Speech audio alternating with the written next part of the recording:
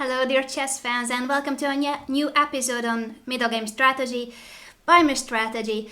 Sorry for the delay, but without further ado, let's jump onto the topic because it's a very exciting one and a very important one. The title I gave to it is How to Save the Game, and what I mean by this is that many times, well maybe not many times, but sometimes from time to time we will be in inferior positions. So we cannot always play our best, sometimes our opponent is stronger, and we get into bad positions.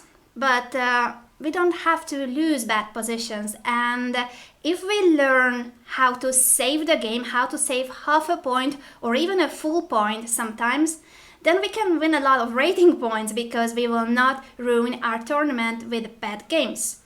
So what shall we do in order to save the game or save half a point, save a full point? First of all, I think the most important is the attitude, because when we are in a bad position, imagine you blunder something, imagine you are like 3 pawns down, a piece down, something desperate, your king is under attack and you feel like you are getting mated. First of all, you should eliminate those negative thoughts, those negative emotions. I know it's difficult because when you make a bad move, you start blaming yourself. You're like, why did I do that? Why I was so... and so on and so on. I will not say those words. So I think you know what I mean, and I think we've all felt like this at some point in a game or two. What is the first step is that you should forget that. The bad position is already on the board, so now you should start playing this position. This is what you are given. You cannot go back in time. You cannot take back the blunder. You cannot take back your mistakes. Now you have this inferior position, but you will fight, because if you decide that you will do your best and you will not give the opponent the full point just like this without anything. So you should first of all say that I'm gonna fight. I know I have a worse position. I might be lost, but I will do my best and I will make it as difficult as possible for the opponent to get the full point. So after this, you start looking for the opportunity, because you should believe that the opponent is a human and he might make mistakes too. So we make his task as difficult as possible, and then we watch out, we are alert, we look out for opportunities, resources. And chess wisely, it means that I would say that there are two scenarios. One is that it's an end game, and there you should know theoretical drawn positions and stalemates. So those are the two main weapons we have in endgames in order to save the game. But this is a middle game show, so if you'd like to know more about those, how to draw in an endgame things, please let me know in the comments below, and I might do an episode on that too. But today we will focus on the second scenario, and that is when we have a bad position in the middle game. So how to bail out, how to save the game, how to get at least half a point or a full point from a bad position. As I said, we have the right attitude. We believe that the opponent might make a mistake, and if you believe this, you will realize when you have the opportunity. Because the problem with negative emotions and saying that why I was so silly, how could I do this, is that even when the opponent makes a mistake, you will not realize it, because you are being so negative, you are being so pessimistic that you will not realize when you have the opportunity right in front of you. So after having this positive attitude that we can do it, we will fight, we will try to make this as difficult as possible for the opponent. What we do in our position in the middle game is to complicate matters. Exchanging pieces usually is something that the opponent will want. If he is 3 pawns up, he will want to have an endgame where he can promote his pawns. If he is a piece up, of course, an endgame with a piece up wins easily. So try not to exchange pieces. Try to keep the position unclear, as complicated as possible. Secondly, because I made a list for you so that I don't forget anything, is that you should always try to make the toughest moves. So yes, we have a bad position, but as I said, try to make the opponent's task very difficult. And how can we do this? We can do this by always making the best move in the position. Even if the position is bad, there's always a good move, there's always a better move than just an average, oh, I'm about to resign move. So you are not resigning, you are fighting, and you always make the toughest moves on the board. Third, look for resources. And resources are many times tactical resources. So there might be a piece sacrifice that will lead to a very complicated position, or maybe some double attack, maybe a pin, anything. Many times tactical resources, just watch out for them, because if you find such a thing in the position, it might turn the tables. It might mean that you will even win the game. Watch out for every tactical possibility in the position. And fourth and most important for today, because that's our topic actually, is that our main weapon in the middle game in order to save the game is going to be the perpetual check. And I think it doesn't sound like, oh wow, Anna, you said such a thing. I've never heard that I can give perpetual check. We all know that perpetual checks exist, but I think it's good to be conscious about this. I think it's good that when we are in an inferior position, we start looking for resources, tactical resources, and we try to find a way to get our opponent's king into perpetual check. And many times it will mean that we need to sacrifice pieces, but come on, you are already in a bad position. Sacrificing pieces doesn't matter. We would lose the game anyway, so we can sacrifice pieces and we might end up giving perpetual check to the opponent's king. So today we will see how to save the game by giving perpetual check. We will look for those resources, tactical resources, and try to get half a point out of a bad position. And I also wanted to add that, as I said, if you are in a desperate position, if you are in a very bad position, you can also gamble, because you would lose the game anyway if it's a very, very bad position. I don't mean that you should ruin your position in every game, but if the position is desperate, gamble. You have nothing to lose. So gamble and you might get, as I said, a half a point or a full point out of a bad position. Let's see the games I selected for today. And before the games, let me just say that in the coming weeks there will be no middle game show, but you will see me on the screen because the chess Olympiad will begin and I will be in Baku reporting to you on site. So watch the broadcast here on Chess24 about the chess Olympiad in Baku. It's going to be an amazing event, the strongest team event, and we've all been looking for the chess Olympiad to begin. So only a week and the chess Olympiad begins. I will be there doing on-site reporting, interviews, daily reports, all those kind of things. So watch the broadcast with commentary and those clips that I will record for you. Let's see the games, because I think that's what... as usual, I don't have a chessboard, but no problem. I think I can fix this. And this is not the game I wanted to begin with. I wanted to begin with a Kasparov game, because you know that I like Kasparov's games a lot, but this is a Kasparov game where Kasparov will get into trouble.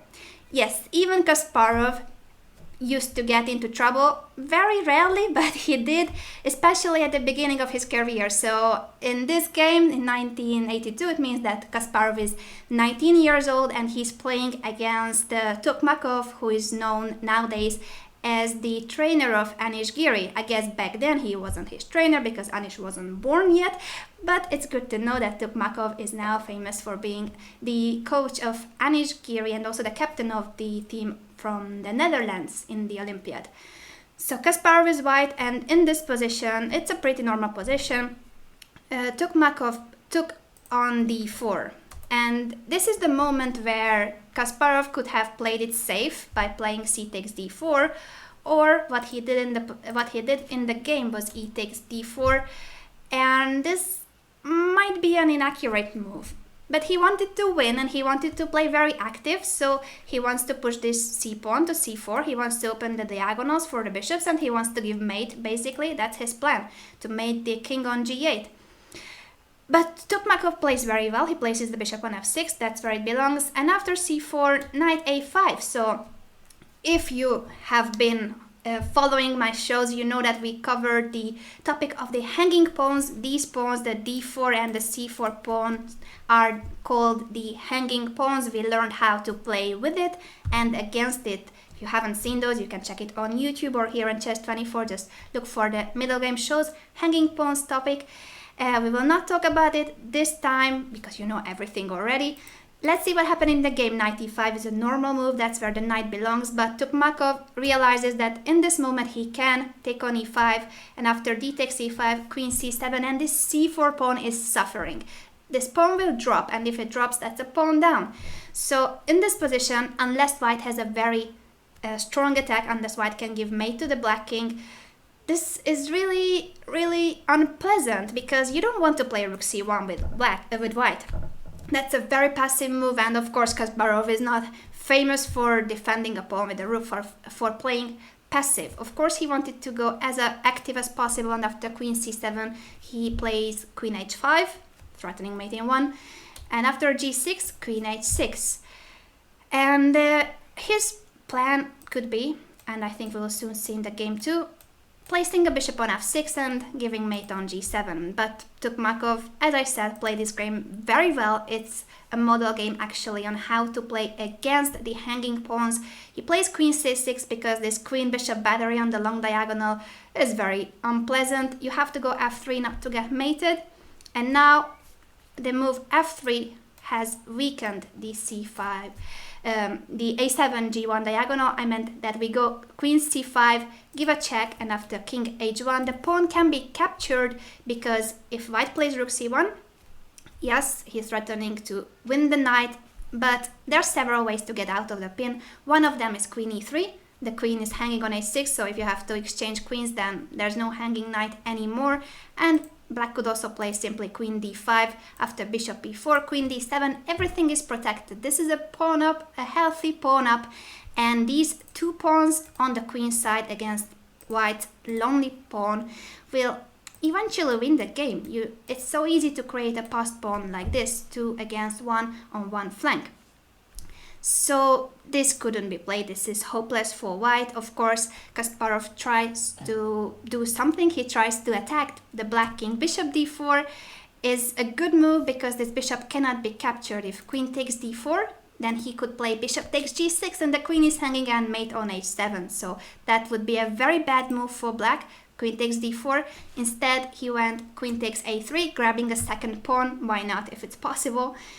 And after bishop f2, bishop d5. The bishop is very well placed on d5, closes the d file, strengthens the c4 outpost for the knight, and yeah, you can see that arrow on the b file. All I meant is that we're gonna promote the b pawn. That's our plan. The only thing you should be careful about is not to get mated. This bishop is about to appear on f6, so the first task of today is how not to get mated, how to prevent this bishop f6, queen g7 mate threat, and you have a bit of time to think about this.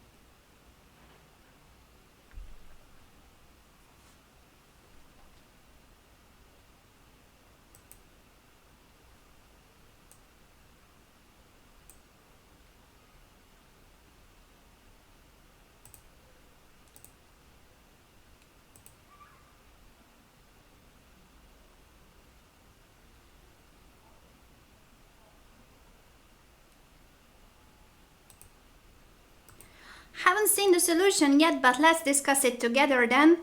The move, of course, is a rook move, because we need to free the f8 square for the queen. Remember that the queen is also not only a very good attacking piece, the strongest attacking piece, but it's a very useful defending piece. So if we can get back the queen to f8, it means that we are threatening the trade of queens. trading queens in this position would favor black. So rook f to e8, we free the f8 square, and if bishop f6, we simply go queen f8, and we are very happy we haven't got mated. White will have to retreat the queen because, yeah, he should keep at least the queens on the board, try to do something still on the king side. Not queen side, king side. So he will try to attack on the king side, but if we defend well, this position should be winning for black. Look at these beautiful pawns on the queen side. Yes, that's the queen side. Now I got it right. One of them will promote, so this position is pretty bad. That's why after rook f8, Kasparov and bishop e4, he's trying to open the f-file in case of bishop takes, that f takes, and at least some threats, not big threats, but as I said, you should do this. You are in a bad position. Currently, Kasparov is 2 pawns down, and his attack is not objective. I mean, objectively saying, his attack is not strong enough. But you should still attack. You should still do your best. Remember to play the toughest moves, because this is the way to make the opponent commit mistakes. So, the more complicated the position, the more difficult it is for your opponent to make the most precise move. And this is what will happen in this game too. Let's see how. After bishop e4, black played queen f8. Perfect move. We want to exchange queens. White avoids, of course, the trade of queens. And now rook c5. Everything is defended. Black is 2 pawns up. And as I said, there's no danger against his king. No serious danger. Still, Kasparov improves his pieces, and this bishop on f6 is annoying.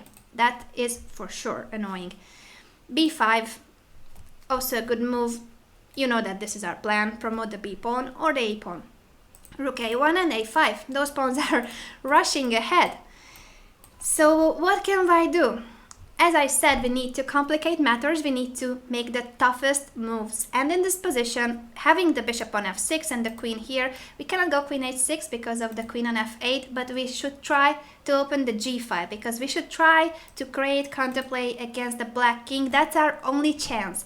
That's why Kasparov goes h4. So we want to push h5, the next move, open the g5, and if the g5 is open, we can even give mate with queen g5 check.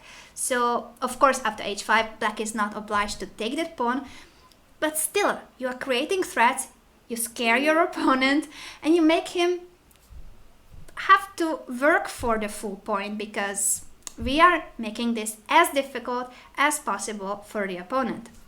b4, h5. As I said, g takes h5 would be a horrible mistake in this position. So black goes bishop takes e4, and after f takes, he keeps pushing the b pawn, and it is perfectly fine. He's winning. This position is winning already.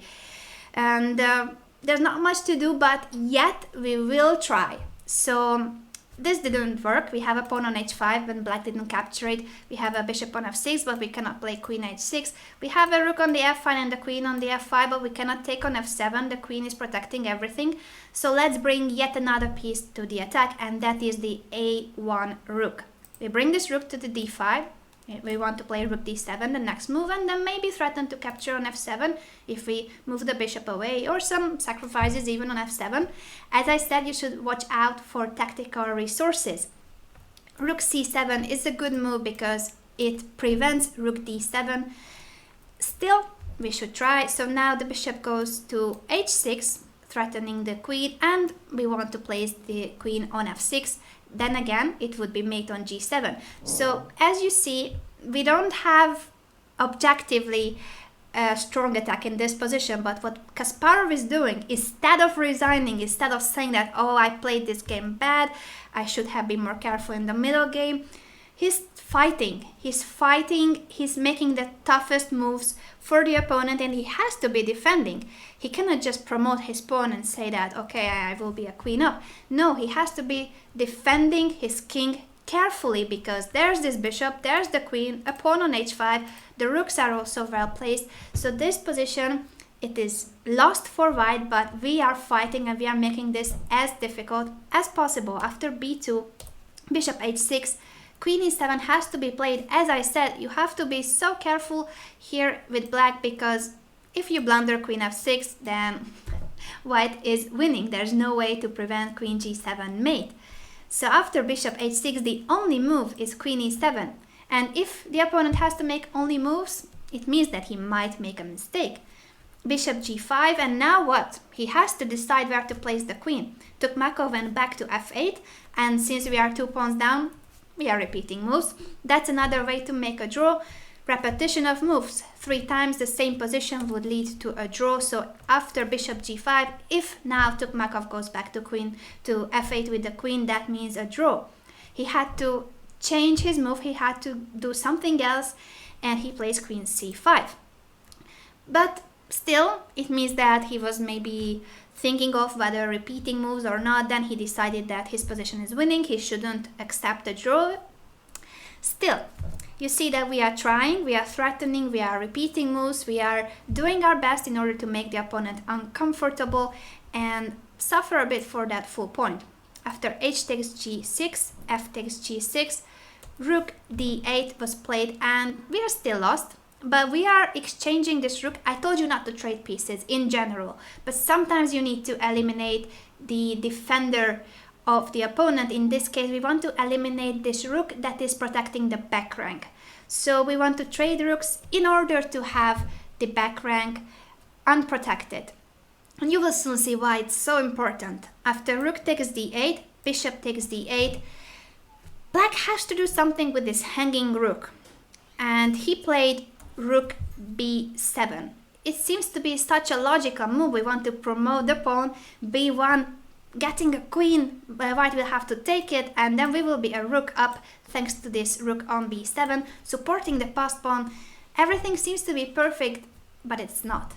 Rook b7 is a mistake, and it's surprising because it seems to be a very logical, very good move, a winning move it appears to be, but in fact it allows a tactical resource that of course Kasparov spotted, and that's why you should believe that the opponent can make a mistake too, because if you don't believe it, you will not realize that right now this is your chance. So think about this a bit. It's not easy. It's something that it requires a Kasparov to discover, or at least a very strong player. But think about this position for a moment just to feel the position, and then we discuss the solution. Rook b7 is a mistake, and now it is white to move and make a draw. Let's see how.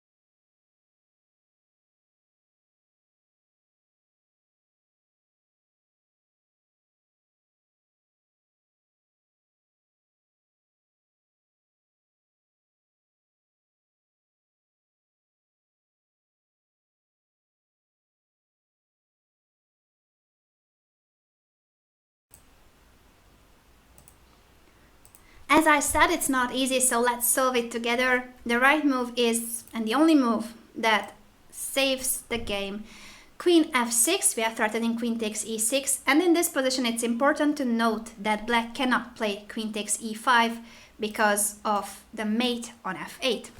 You see how important it was to trade this rook on the back rank? Now, because of the threat on f8, the queen is tied up. The queen cannot leave the diagonal, the a3 f8 diagonal. So there's no queen takes e5. He did go knight takes e5, which still appears to be a good position, because if we give a check, then after knight f7, it seems that black has defended his king. We have one more check on e8, but after what am I doing? After queen f8, you know that the trade of queens would favor us, and we are about to promote this pawn. So this is a completely lost position for white. There are no more checks, and there are no more tricks. I wanted to say check and trick at the same time. That would be a funny word, trick. Yeah, there are no checks, no tricks, hopeless. This is the position where you can resign, but not before. So here, after knight takes e5, let's once again see that the opponent's threat is very simple. He wants to promote his pawn, and we can give a check, but it doesn't lead to anything promising, because the knight on f7 not only covers the diagonal but also protects a square that we will need. So instead of this, we would love to give a check on the back rank, but the f8 square is covered and there's a bishop on d8. So the solution is retreating the bishop. And not just retreating the bishop, because where can you go with the bishop? It doesn't have any square where it's not taken. So we're gonna sacrifice this bishop. We will play bishop c7. Looks a very weird move. It looks like, what are we doing? But we have freed the d8 square for the queen. Now our threat is queen d8 check. That's a huge threat. And we also threaten to take this knight, just to mention. So if black captures this bishop, he has to take it. He has to do something about this. We give a check on d8, and after king g7, we give a check on f6. And what can black do? He can't really do anything. If he goes back, of course we keep giving checks. And if he decides that he should try to hide somewhere here on h6 with the king, queen h4 is still a check, and he still has to go back to g7. There's no way to avoid perpetual check in this position. This is a draw, and this is how the game ended. So can you see how difficult our position was with these passed pawns, the b pawn and the a pawn, rushing towards our back rank, about to be promoted, and our attack was stalled because of this queen on f8, protecting everything. We don't have mate on g7 ever. We don't have anything against the f7 pawn either, and the opponent is not silly to take on h5 and open the g5. So it really seemed to be a hopeless situation where we are trying to attack, but it doesn't work. And yet you still have to go on and on and on. And as I said, even if it seems that you are doing nothing, make it as difficult for the opponent as possible. Keep making strong moves, keep threatening, keep just making the position more complex, more unclear. Enter in variations that you don't see clearly. If you cannot calculate it, the opponent will not calculate it properly either. So since you are in a bad position, you have not much to lose, and you can do whatever you want.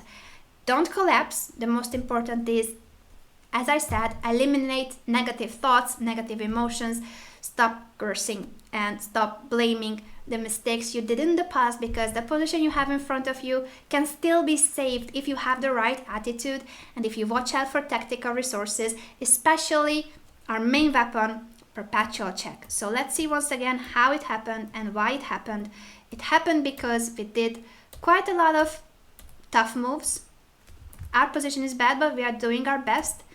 And in this position, Kasparov realized that he needs the back rank, that the back rank can be vulnerable, so he eliminates the e8 rook, he trades this rook. We don't want to trade in general, but sometimes you need to trade the opponent's best piece or the best defender piece. And this is what happened here, and rook b7 was a mistake. It seems like after rook b7 white could resign, but queen f6, realizing that after knight takes e5, bishop c7, sacrificing this bishop, it cannot be taken with the queen. Still, because of the f8 square, we would give mate on f8, and if rook takes c7, then queen d8, and it's perpetual. This is what we've seen. So what should have been done instead of rook b7? Now that we know that this was a mistake, we can think about this position in this moment. When the rook is hanging on c7, of course we should move it. We should keep it on the 7th rank, because we cannot allow queen f7 check. We would get mated if we allow it. So how to keep the rook on the 7th rank and not play rook b7? I guess if rook b7 is bad, we can also say that rook a7 should be bad too. Rook b7 and rook a7. Let's discard those moves. rook d7 seems to be the most natural. Let's just calculate what happens in the same case.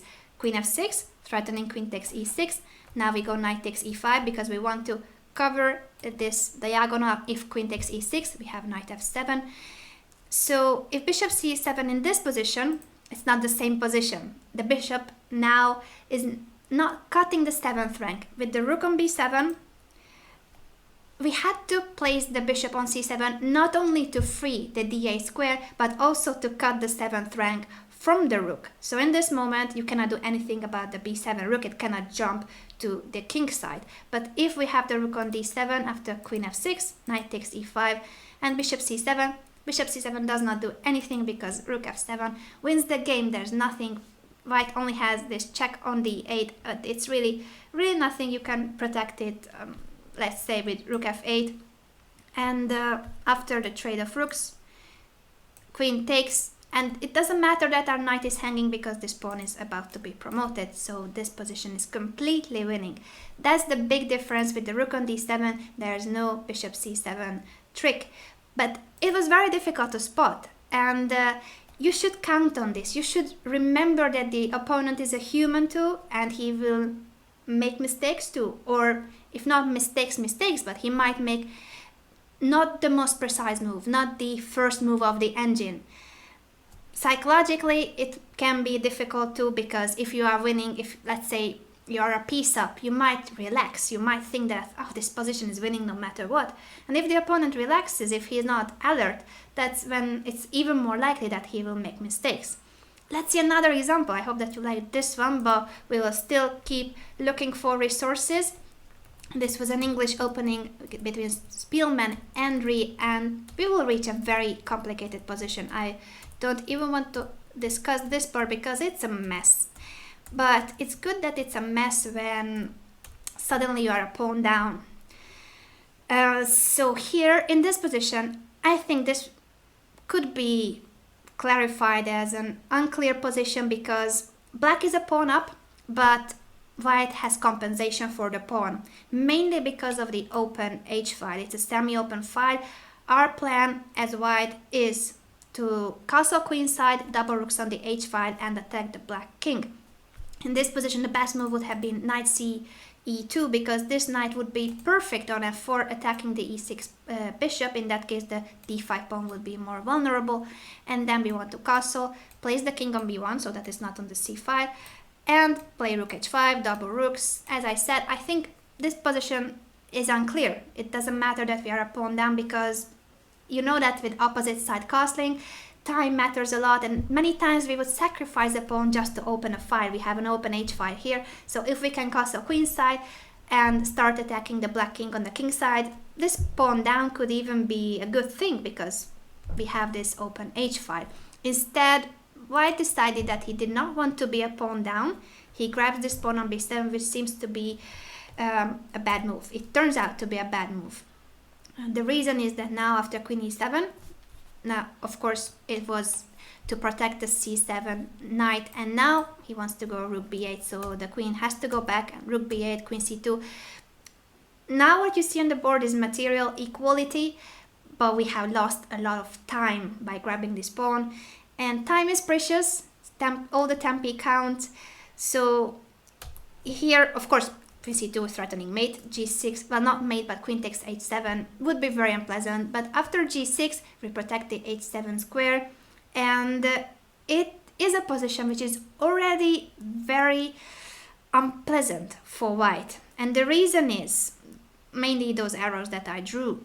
The b file is important because if we want to castle queenside, then our king will not be happy on the queen side. There's this semi-open b file, also the c file is open. Imagine the king on c1.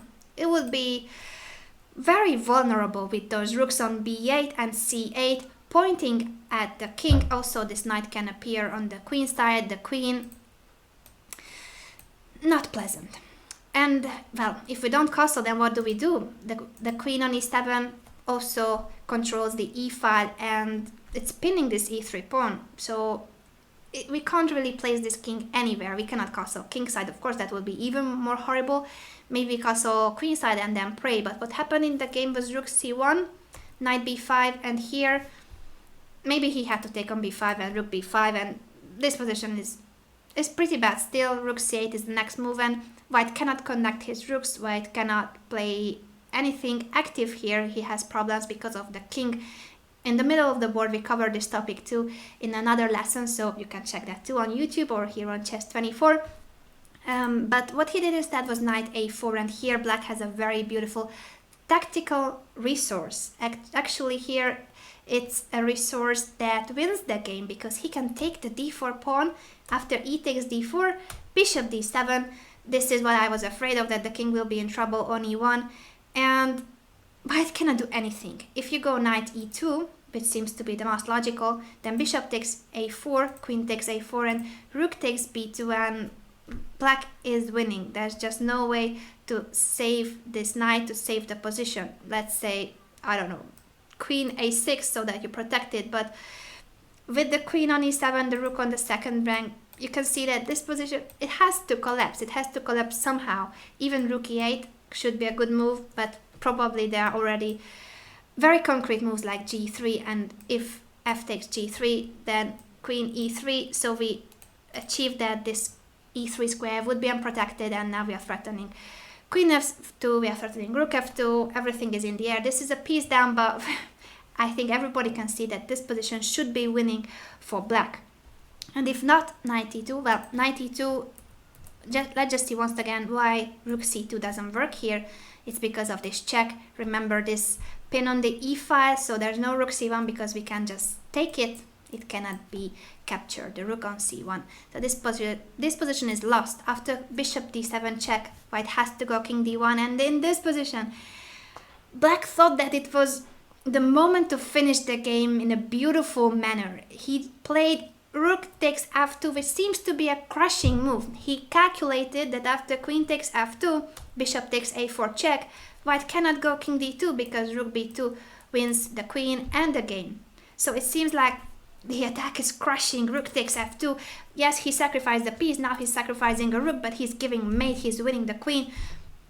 This is the moment when you should just take a deep breath and, unless it's completely lost, because yeah, it might be that we are really getting mated, but unless it's completely lost, calm yourself down and start saying to yourself that you will do your best. You will find the toughest defense. Even if the position is lost, you will find the most annoying defending moves, and you will make it difficult for the opponent to get the full point to win this game. So after queen takes f2, you have to accept the material. At least we are a piece and a rook up. After bishop takes a4, if you are not thinking negative, if you are not cursing yourself, if you are not thinking how could I be so stupid, then you will realize that this position is not lost. This position can be saved. How? This is your task.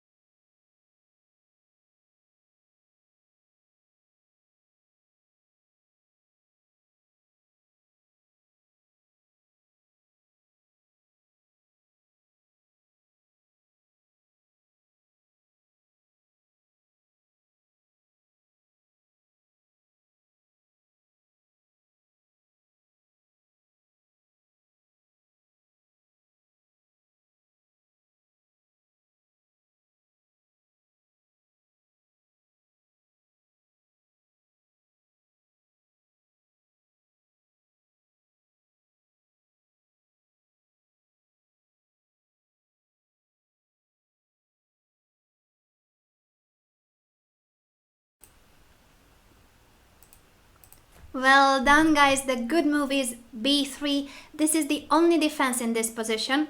And as I said, if you think that you might find something, that there might be something that works, you will realize it. If you think that you are being crushed, that you will have to resign, that everybody in the tournament hall is watching your game and they are laughing at you, if you think such thoughts, it doesn't help. So just try to be objective and try to find the toughest defense. b3 is the only move that keeps the game going. The reason is that after b3, if bishop takes b3, we can already play king d2 because this bishop is blocking the b5. That's the huge difference between playing king d2 immediately, allowing rook takes b2, and playing b3 first, just giving up this pawn for the sake of obstructing the b file and being able to play king d2. So that's a very important move, b3, and you can only realize it if you believe that there is still something to play for. If you think that you should resign, you will not discover the toughest moves, you will not find the strongest moves in the position. b3, rook takes b3 was played, and it still looks like we are lost because this double check, a discovered double check with rook d3 would be a mate. It's funny that black is a rook and a piece down. Well, sorry, no, now it's only a rook. Yeah, it's a rook down. Anyway, it's a lot of material. So this position, if there was nothing, we would normally win as white. But instead, with the rook up, we have to be fighting for a draw because there's a huge threat, rook d3 check, that would mate. And even if we somehow create space for our king, it's very likely that we will get mated, or in the best scenario, our queen will be taken with rook f3 check, with rook b3, with rook b2 check, anything. There are many moves that either win the queen or give mate. So it really seems hopeless. We cannot attack the a4 bishop, that's the biggest problem. And we cannot really hide the king from these checks. We cannot go king d2, once again for the same reason, rook b2. So yeah, this position still looks hopeless. But remember that you cannot start saying that this is hopeless, this is desperate, let's just make up one more move and then I resign. If you want to resign, resign now. But if you play on, do your best. And doing your best means that you start believing that there might be something, you might find something. This seems to be hopeless. Imagine how happy you will be if you find a resource in a hopeless position. It's like, really like you were dead and then you are alive. So yes, your king is dead, but you will manage to save the game because of a tactical resource. Let's give a check because giving checks is always cool. Well, not really, but White calculated that after king g7, he has a very nice, a beautiful tactical resource to save the game. And I will give you some time to think. Once again, it's not easy. It's never easy. We are lost. But to save the game, in order to get half a point from a lost position, you need to discover resources like this. So we want to give perpetual check. You know that. You need to find a way to get a position where, no matter with how many pieces, but White will be giving perpetual check to the black king.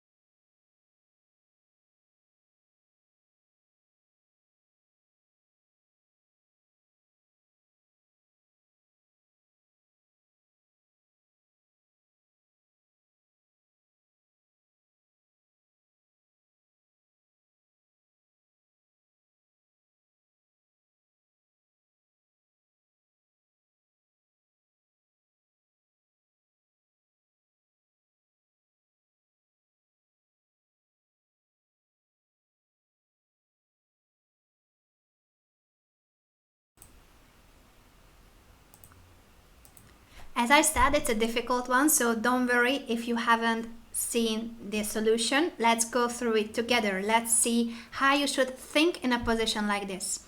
First of all, let's establish the threat. Let's see what happens if we make a normal move. A normal move like Queen F4.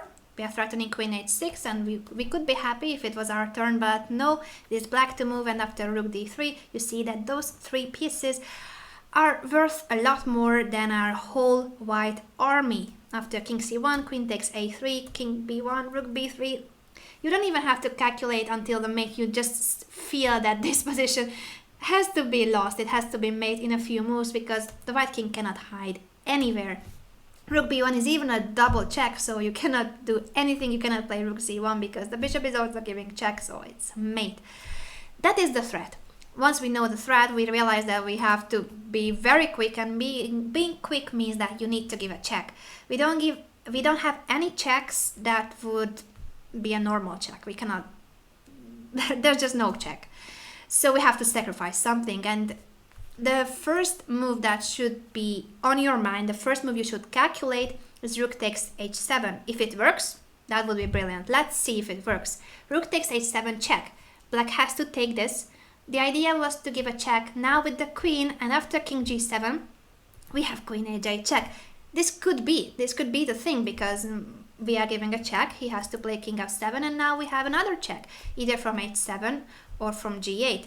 Both should be taken into account. If from H7, then the king goes to E6. We can take this pawn with a check. This could be the thing. Maybe we are saving the game.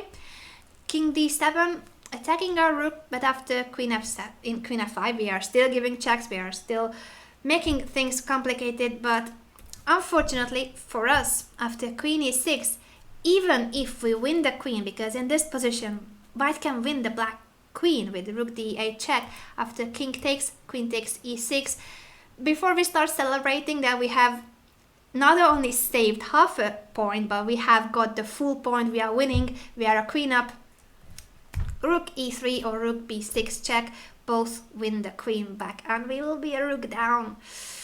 That's painful, and it was a very long sequence of moves to calculate, and it's difficult. The good thing is that when you are in the last position, you don't have to calculate all these moves. As I said, you can gamble because you are lost and you would lose the game anyway. So in worst case, your sacrifices will not work.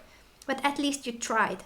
And the opponent can make mistakes in a position where you are attacking their king. So start attacking the opponent's king, and then you can sacrifice if you are in a lost position.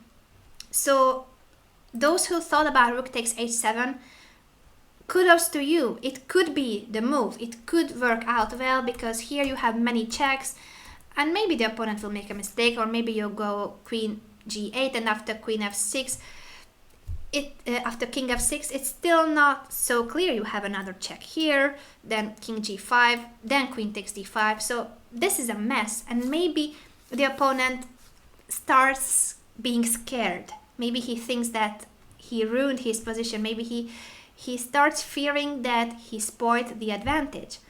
So even a position like this one is not working. It's lost objectively. But you are giving checks, you are attacking the opponent's king. He might make a mistake. If he goes to H6, then this is already maybe a draw after Rook H8. I don't want to go into variations here. I want you to understand that you don't have to calculate these lines. You just need to decide which move gives you the best chance. So you should always make the toughest move, and you should always try, in a lost position, try to find a tactical resource and try to seize the opportunity when you have one. If you cannot calculate it, then go for Rook takes H7 if you think that's the best move. But also in this position, we have another sacrifice that we haven't talked about yet. And well, no, we have two more actually. The knight can also give a check, either from H5 or from F5. Now, giving a check from H5 is not logical because that would close the H file. So we don't want a position like this because we want to have the H file open for the rook. That's why we should discuss knight. Oh, what am I doing? That's why we should discuss knight F5 check. What is the point? Well, it seems that doesn't have a point. It seems to be a bad move because after g takes f5, what have we achieved? Nothing. Not quite. In this position, if you take the pawn on h7, and it sounds crazy that this should be the sequence that you have to find. Knight f5 check, giving up the knight and then giving up the rook. But let's see if we have something in this position. What is the difference between this position and with the position with the knight on g3? And I have already played the move, so I think you know it. Here we have queen takes f5 check. In the other position, if we sacrifice the rook first, then here we only had queen h2 check. That's the only way. And as I said, even if you thought that this was the right move, I really need to congratulate you, and you should make moves like this in your games when you are in a lost position, because this is a very good practical chance. But an even better move, and actually a move that draws the game on the spot, is knight f5 check. Because after g takes f5, rook takes h7 check. Now we have queen takes f5 check, and after king g7, queen takes g4. We are a piece down, and there's still this huge threat of discover check. The rook jumping anywhere would win the game, so you have to keep giving checks. And luckily, after sacrificing a knight and the rook, we have eliminated all the pawns in front of the black king, and that means that if he cannot hide his king, you are very likely to give perpetual check. So this is also something to remember. Eliminating the pawns by sacrificing pieces in front of the opponent's king in order to give perpetual check. If he doesn't have pieces on the king side, and here he only has the queen, it means that he might not be able to hide his king. So after king f6, where shall we give a check?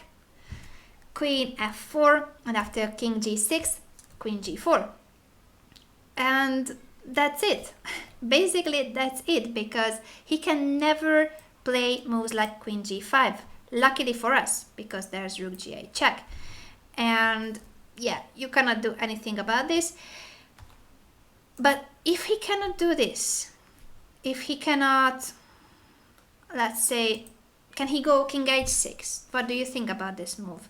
Sometimes, as I said, the opponent will make a mistake, not only a mistake that gives you a draw, but sometimes it could be a mistake that even gives you the victory. So this is a position where the opponent, and now my computer once again doesn't want to work.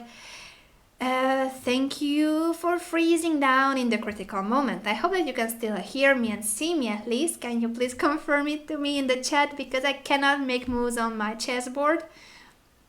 And this is not the day where my computer works. You know that this was the problem at the beginning, and now once again it doesn't want to do what I want to do. I want to make moves on the chessboard and it doesn't allow me. Can you just please tell me in the chat if you can still hear me and see me, because I cannot move the chessboard and that's not a good sign. Let's close this and open it again. No, it doesn't let me. Cool. Today I don't like my computer, or my computer doesn't like me. That's the other option.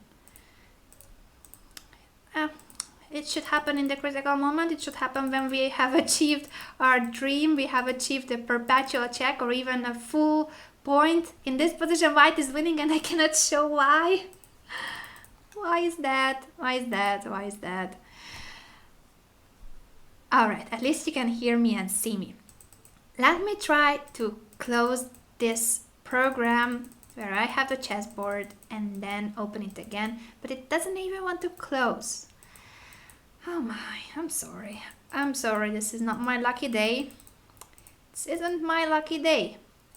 Let's switch to full screen and try to fix this.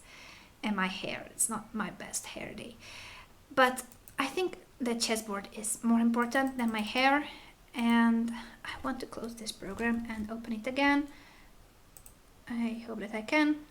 Give me a moment, please. I'm really sorry that today my computer doesn't want to support the show. At least I have managed to close it and I will open it again. It will take a moment to open once again my games for today's show. We have one more game to see after finishing with this game, and I think now you should be able to see it. You see the moment when it's already at the end, I believe. Let's go back to the moment where we played knight f5 check. Let me just once again bring back the board because yeah, that's important. There it is, knight f5 check. Incredible, I managed to bring it back.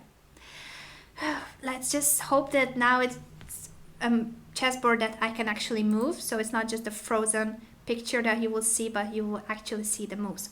Knight f5 check we are discussing, and after g takes f5, rook takes h7 check.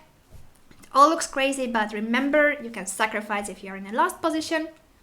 You have nothing to lose, so be brave, be bold, go for it, take your chance. After king takes h7, the point was that we have sacrificed the rook and the piece to eliminate the pawns. I'm repeating myself, but I want to emphasize that in other games too, in your games, this is what you should do in a lost position.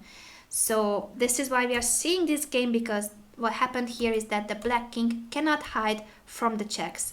Remember that he can never play queen g5, because after rook g8 we are winning the queen, and after king f7 the problem is that yes, he has this discovered check, rook g3, that wins the queen, but luckily we are protecting the queen, so yeah, we will lose our queen, but he has to give up his rook for it. So this is an exchange up for us, and we are still happy we can win this, because why not win this? We are an exchange up, we will activate our king, try to get this pawn, try to get the other pawn. This is a matter of technique, but the point is that after queen g4 the opponent has to realize that it's a draw. And if he doesn't want to accept the fact that he has spoiled his advantage, that he cannot win the game anymore, then he might run into a loss. He might defeat himself. This is the moment when an angry player, because we have emotions, we all have emotions, and we are upset, when we are angry at ourselves, we can make huge mistakes, but huge ones. So king h6 would be a huge mistake, trying to escape from the checks, but it doesn't escape from anything, it only steps into rook h8 check. I know this is obvious, but try to think about a player or about yourself when you are not objective. I have lost several games because I didn't want to make a draw. If I want to win too much and the position is not winning anymore, then forcing issues can only bring you a loss. It's just you cannot win a game where you have a bad position or when it's a perpetual check. So here black has to keep repeating moves, and that's what happened in the game. After queen f4 they agreed in a draw because you cannot hide the king. It's always the queen that gives a check. Remember, we have the rook on the back rank so that the king cannot go anywhere, it cannot come to the queen side via f7 and e8 because it's just not possible. All we need is the queen and no defenders in front of the black king, and that's the way to give perpetual check in a position where we would be mated if we didn't give a check. So once again, this was a very difficult puzzle. It's not easy to spot knight f5 check and then rook takes h7. Rook takes h7 is more normal. I think it appears more normal, and the idea is very good. Start giving checks and then queen h8 check. This also is a very good choice from a practical point of view. So congratulations to everyone who would have played this, and even more congratulations to those who found that first giving check on f5 and then taking the pawn on h7 leads to a draw by force. Let's see one more game on this topic, and now that I had to restart the program, it shows the final position. I'm sorry about that. Let's skip that. Najdorf, I always tell you that you should watch. If you want to learn the Najdorf, you should watch the video series of my colleague Miss Tactics, Sofika Gurramishvili, and this is the poison pawn variation of which I know nothing because I don't play this position with any color. So maybe some of you play this, and nowadays this is theory until move 30, let's say. Very long lines, very long variations to memorize, but back then, look at the date. This is Velimirovich Vtachnik from the year 1981. Back then, there were barely any games in this position. So what we are seeing is a game where, yes, in this position there were a few games, but not many, and there was no such thing as theory, and of course there were no engines, so whatever people had were their own home analysis, and that's very different from nowadays computer age, where the computer always tells you whether you are right or wrong. So they might have spent days analyzing this position, and in this position white is 4 pawns down, and this position, unfortunately for white, is not winning, not even close to be winning. There was a game before 1981, so a game that Velimirovich might have seen, no, I'm pretty sure that he has seen it, which went knight g5 in this position. It's logical because we want to give mate, queen h7 mate, that would be cool, but it's not working. Bishop c5 check, after king h1, rook a7. Look at this defending move, it happens in many positions. It's something that you might miss if you're not familiar with this rook move, that the rook from the 7th rank, it's normal to see this rook move and the rook is already on the central file, but the rook from a8 is the rook to defend the rook, the king on g8. That is quite surprising, so watch out for such moves. Rook a7, the 7th rank is open, so it's possible that this rook protects the h7 square and our position is lost. Not immediately, we will fight, that's what we are learning, so we will not resign in this position, we will do our best, we will make it as complicated as possible, but we are 4 pawns down, let's admit it. Maybe we will win back a pawn or two, but that's still quite a lot of material down. So knight g5 is not a good move, and that's the move that was played in a previous game, and Velimirovich found another move. Probably he analyzed it, but in this position rook d3 is a very strong move, and nowadays it is theory and it's known, but back then he was the first to play this move and he had to either analyze it at home or find it over the board. No matter which, what we want to learn from this is the reason why this move is so good. We are giving up a bishop. So yes, we were 4 pawns down, and now it's a piece and 4 pawns. It's completely desperate unless we are giving mate. We might give mate, rook g3 check.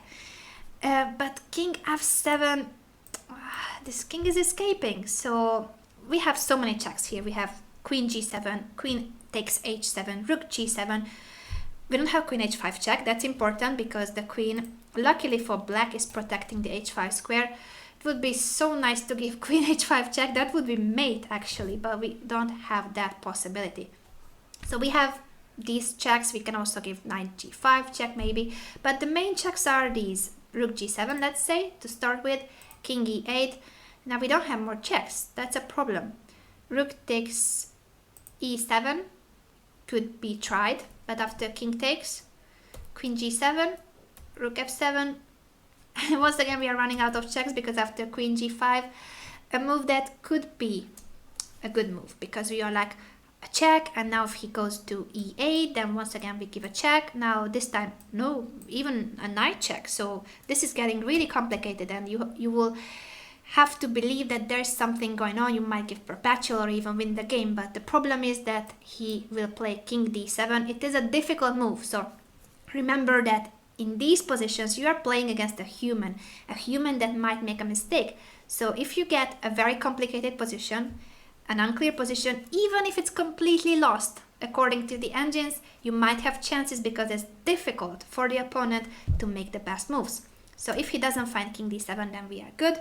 If he finds it, then it's bad luck because after knight c5 check, king c7, there are no more checks. You can sacrifice the knight, but that's it. We are a rook down and we are completely lost. So this isn't working. What about queen g7 check or queen... Oh, sorry, the position I meant is rook g3, king f7, and here, let's say, queen g7. What am I doing? Why I cannot click on the right move? I'm so sorry. Queen g7, let's say. Then king e8. Once again, we don't have more checks. Yeah, we have a knight check, but that doesn't lead to anything. So it doesn't work either. Shall we go desperate? Shall we say that we are lost? Shall we resign? Not yet. Not yet, because After eliminating these normal moves, the normal moves were rook g7, queen g7, queen h7. In all those cases, the king goes to e8, and the problem is that we don't have more checks after king e8. I mean, we could have one more check, two more checks, but that's it. And the king will hide on the queen side. So when you realize this, you have to start thinking, what if I could make my queen or another piece, but the queen is the strongest, so if my queen could appear on the queen side in the moment when the opponent wants to escape to the queen side, that would be cool. But how can this queen appear here? Impossible. Unless you are creative, and unless you are not afraid of sacrificing. So what would you sacrifice in order to make a path for your queen towards the queen side? Remember that you can sacrifice whatever you want because the position is bad anyway. So instead of resigning, instead of saying that it's hopeless, let's find the tactical resource.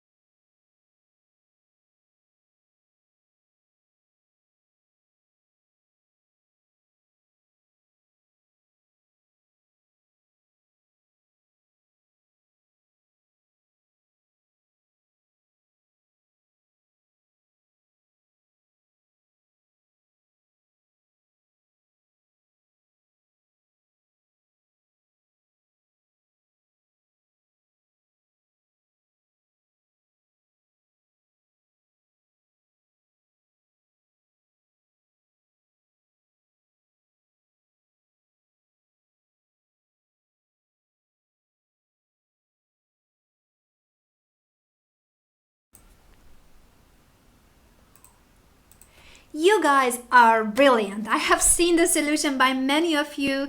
A shout out to all of those premium members that I have seen that said the right moves, and also if you are not a premium, congratulations. I cannot even read out all the names because I have seen the right move from many of you. Congratulations to everyone who have said Rook takes F5.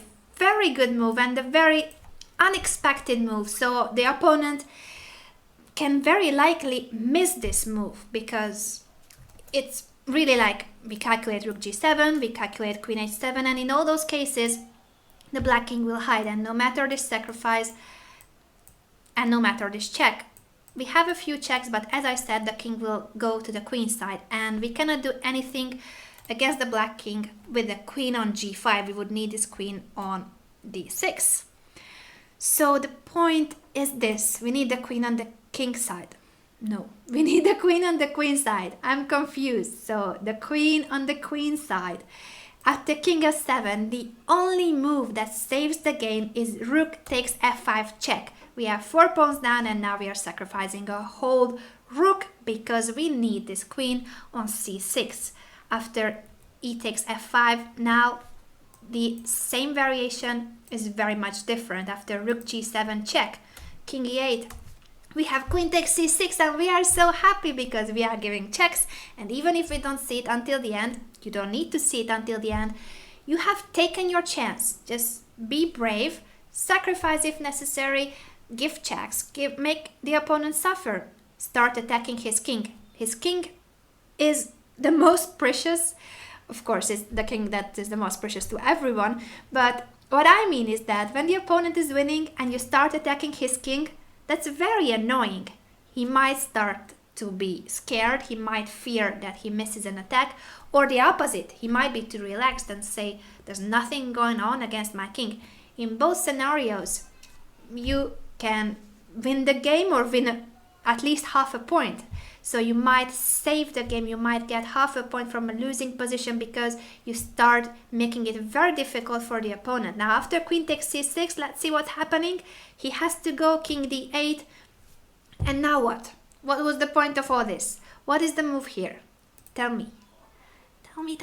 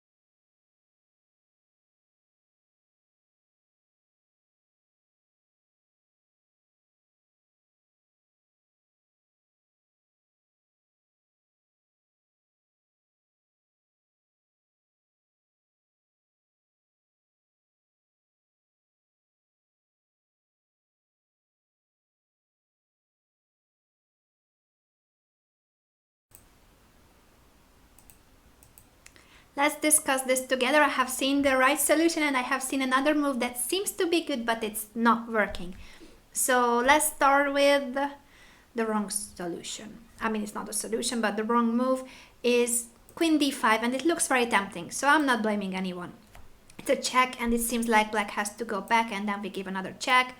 Or even worse for him, after king e8, we might just go knight d6, and after bishop takes, queen c6, and maybe we are even winning if king d8, queen takes d6. I haven't calculated this before, so I'm like, what is going on? I think we have just won. So yeah, this is the way to suddenly win the game. I didn't even realize we were winning. But the problem with queen d5 check is not this. The problem is not king e8. If he goes king e8, as we have seen after knight d6, we are winning suddenly. Wow, I did not know. I did not know that we were winning. But after queen d5, the problem is a move that you might miss, bishop d7. And it's not logical, bishop d7, because we can take this rook with a check. The problem is that after king c7, queen a7, king c6, we are running out of checks, or we have already run out of checks, because you know that the queen is a strong defender. The queen is protecting the a6 square, which would be so important for a queen check. We don't have queen a8, we don't have rook g6, we don't have checks in this position, and we are a piece down. Our knight is hanging on e4. Queen e1 would be a back rank mate, so we are lost. We are lost. Yes, it's true that the opponent's king is on c6. Normally it's not a good thing that the opponent's king is there. I mean, for him it's not good. Normally we would have something going on, maybe even mate, but not here. We don't have more checks. So before making a tempting move like queen d5, make sure that you take into account all the possibilities. So you should calculate this in the following way. Queen d5 check. How can the opponent respond to this? He has even four legal moves. King e8, king c7, bishop d7, and bishop d6. Bishop d6 is completely silly, so we eliminate bishop d6. We remain with king e8, king c7, and bishop d7. You calculate king e8 first. That's the most natural, the most normal looking move. Then you see that king c7 is completely stupid too. And so you decide whether it's king e8 or bishop d7, but you need to calculate both. Even if bishop d7 looks very bad, you have to calculate it, because as I said, this position seems like, wow, white is winning, everything goes with a check. But after king c6, there are no more checks and we are lost. So before giving this tempting check on d5, make sure that you calculate all the options for the opponent too. And remember that what we want to achieve is half a point, because we are lost. We were lost before. So the right way to achieve a draw is by playing queen b6 check. Now, of course, if king e8, we just go back to c6. And there's a huge difference between this and the other position. But before discussing that, let's go queen b6 and king d7, which is just a very silly move. But as I said, sometimes the opponent will get furious that he has spoiled his advantage and he will not want to accept the draw. He might go crazy and he might make mistakes too. So if king d7, then suddenly we are winning. Suddenly, thanks to this rook, this is a pin. Queen d6 check, and then it's a mate. So either like this or rook takes e7, the one you prefer. I think both are beautiful.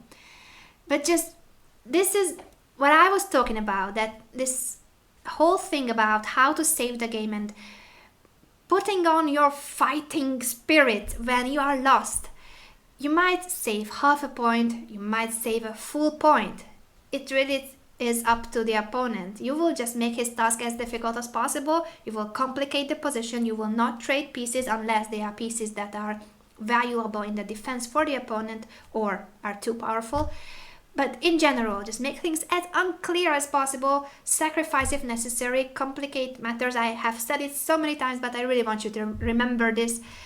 And believe that the opponent makes mistakes. Believe that he is human and he will crack under pressure, but you should put pressure on him. The pressure is not there just simply like this. He's winning, so he's relaxed. You should put pressure on him. You should make him be scared and fear that something wrong will happen to him in a winning position. And that's so painful when you are winning and suddenly your king is being under attack. So it is a very bad feeling psychologically, having material up or having a completely won position and having to defend your king. Queen c6, king d8 and queen b6, so king d7 would lose on the spot. And if king e8, queen c6, the big difference between this check and the check on d5, in both cases bishop d7 is a possible move. But with the queen on c6, bishop d7 is just bad. It's bad because we take the rook with a check, and now after bishop d8, knight d6 is mate. We have just won a lost position. Okay, not completely lost. We were not about to resign, but we were 4 pawns down for nothing. So let's see once again this position where everything turned into our favor. Rook d3 is a move that actually draws. In this position, black cannot do anything against this plan. If he tries, he might even lose the game. So he has to take the bishop on e2. And after rook g3, he has to take the bishop on e2 because the h5 square is important. Remember that after rook g3, he wants to go king f7. Imagine he doesn't take the bishop. If he calculates it, let's say he realizes that after rook d3, queen takes e2, it's a draw.